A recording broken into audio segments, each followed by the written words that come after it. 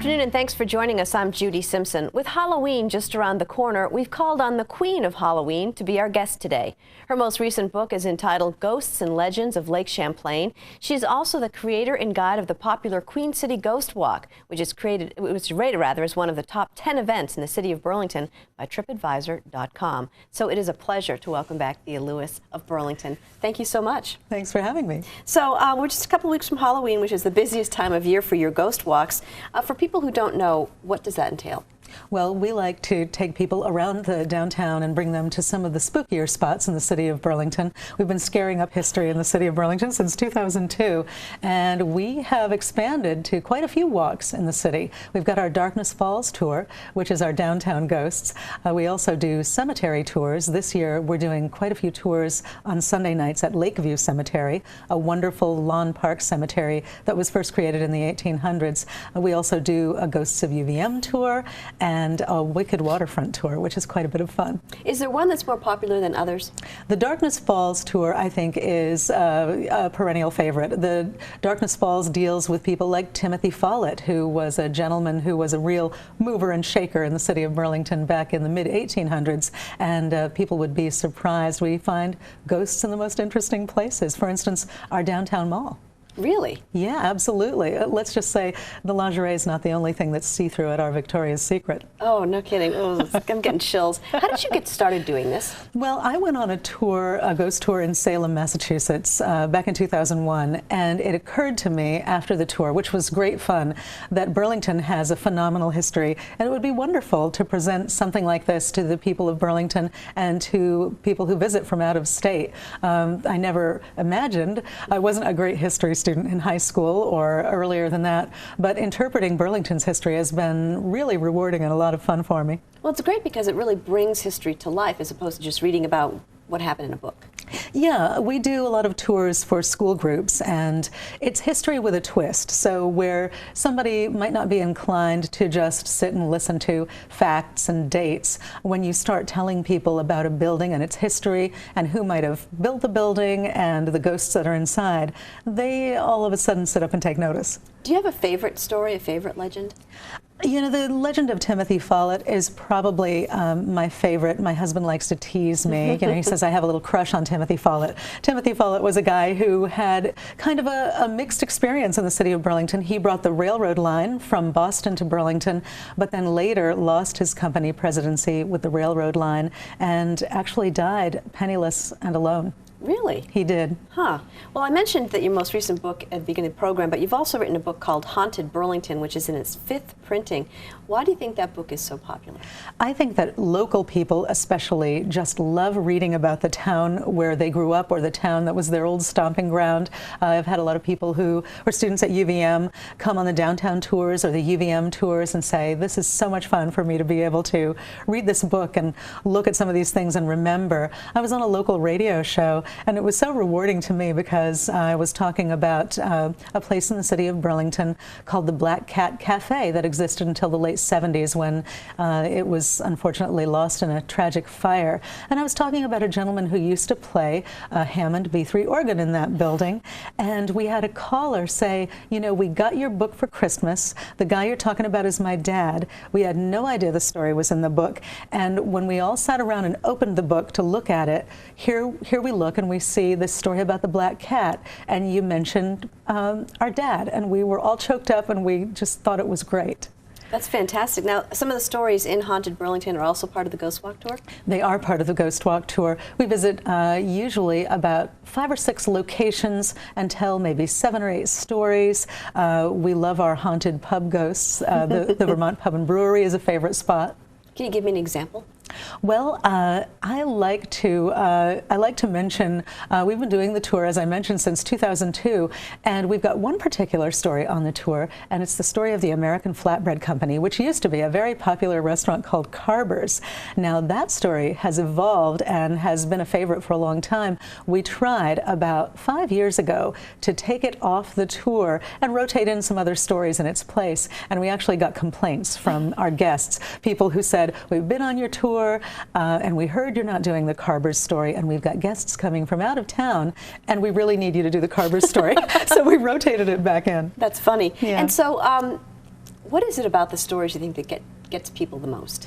Well, I think the thing that really appeals to people and sort of resonates is these are places we walk by every day, and you've walked by, say, the Follett House or maybe a restaurant downtown, and you've been in there maybe even, and you've noticed a particular energy, but then you realize why it's so special, what makes it unique, who these people were who lived in the places so many years ago. And then there are the mysterious ghosts. We've got lots of ghosts in the downtown that people have spotted. Many people, anecdotally, we get these stories over and over again of these images. And for instance, there's a ghost that appears sitting behind the Ben & Jerry's building, a gentleman wearing 40s attire with his head in his hands. Yeah, we speculate that this gentleman might be a ghost left over from a tragic fire at a place called the New Sherwood Hotel in 1939. It burned. It was on the corner of Church and Cherry. There's a sporting good place there now.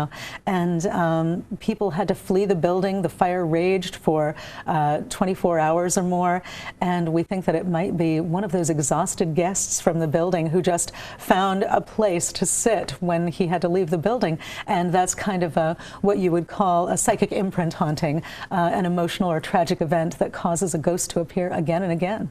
So do people, when they're on your tour, feel a presence around them sometimes? Have you ever had that experience? We have, and we even had an interesting experience on one recent tour. Now, I don't usually, even though I feel a little bit sensitive when it comes to spirit energy, on my tours I'm looking after the welfare and entertainment factor for my guests. So I'm looking at them and they're looking at me and the building behind me.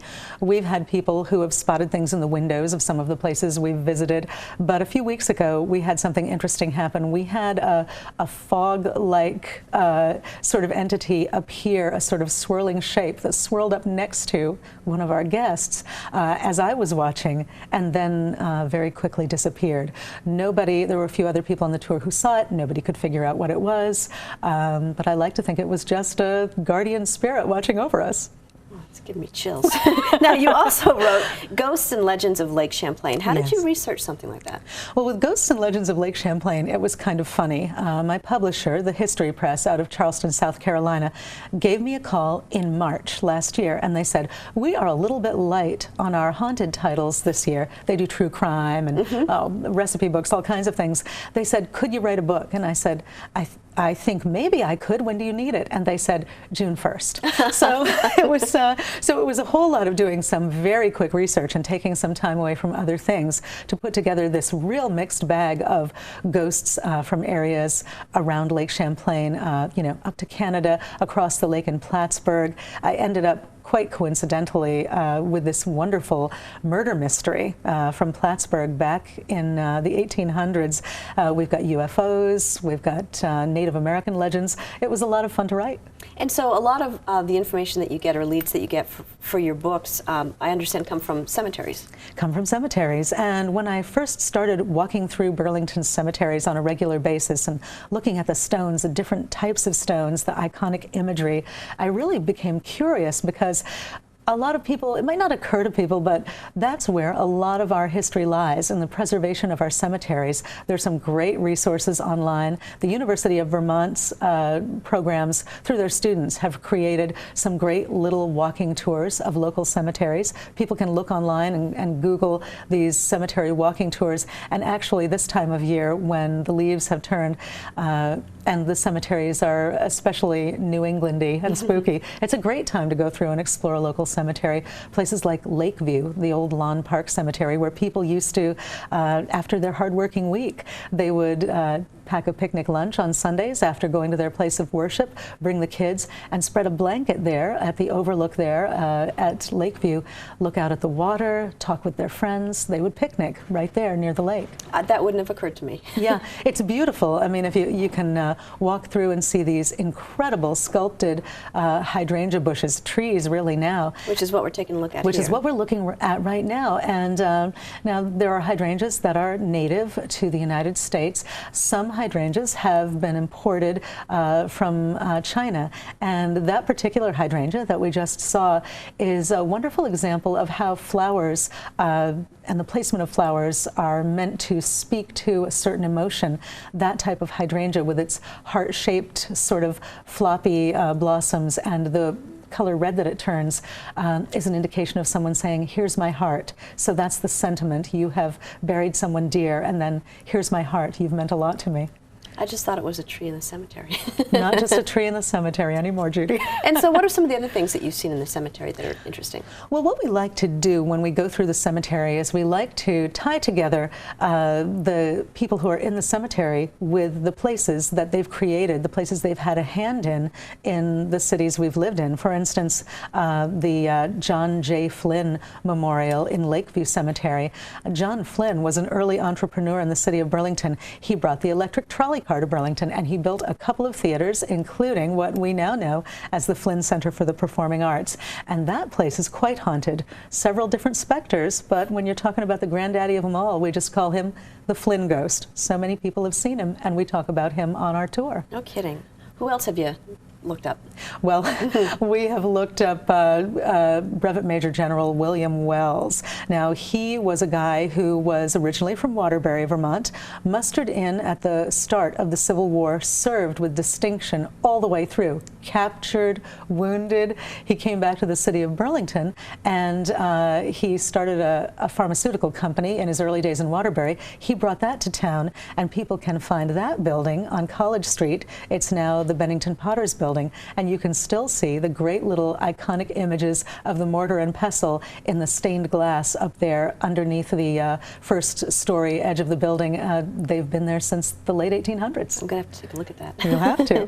Okay, who's next? Well, let's see. Who's next? I think that our next story is the Woodbury Monument. The Woodbury Monument is, this was a former governor of Vermont, Urban Woodbury, and there's a great UFO story that we do on our tours, both the Darkness Falls and the cemetery tour. Urban Woodbury and a prominent religious figure in Burlington, Bishop Meshaw, spotted a UFO flying over the Howard Bank on the corner of Church and College. When was this? This was in 1907, before the United States ever had an Air Force, and before the Wright brothers ever created an aircraft for the government to fly for, say, 16 minutes or so.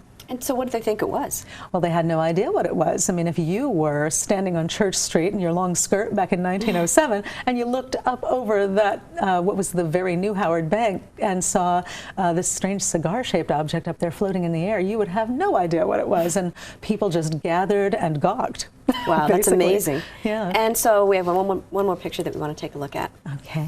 And so the last picture that we have here is just very bittersweet. It is graves of the children from the Home for Destitute Children that existed in the south end of Burlington, right about where one of our local supermarkets is today.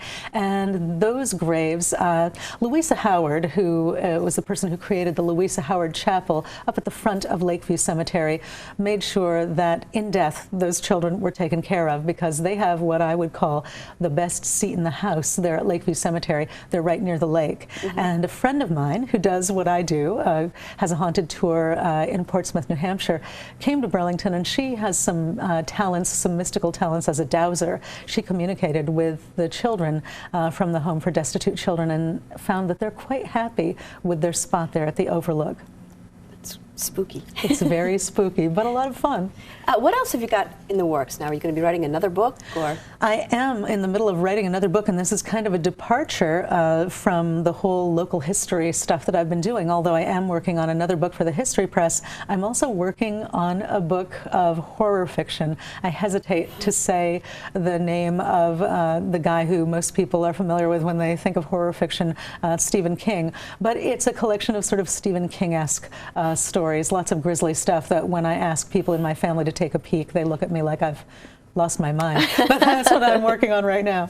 And so if people are interested in finding out more about your books or your walks, what should they do? Well, they can always visit us online. We've got an address that's easy to remember. It's queencityghostwalk.com. We have a ghost line, 802-351-1313. I love it when people write to share their ghost stories with me. We've got tours going on now through the end of the month. When we get to the last couple of weeks before Halloween, we go every night through Halloween. Lots of special events, so people should go to queencityghostwalk.com and check out our Countdown to Halloween page. They'll be able to see appearances like this one on Across the Fence, and also some other hijinks we're up to for the rest of the season. And don't forget to wear sneakers and bring a coat. Don't forget to wear sneakers and bring a coat. You know, the Ghost Walk is a pretty easy walk, but if you're unprepared for the weather, you know, if it's a little drizzly and you don't bring an umbrella, or you're not dressed warmly enough, we don't want you to be uncomfortable. We'd like you to have a safe, scary time. Thea, thank you so much. Thank you. That's our program for today. I'm Judy Simpson. We'll see you again next time on Across the Fence. For a video copy of today's program, call toll-free 1-888-ATF-3430.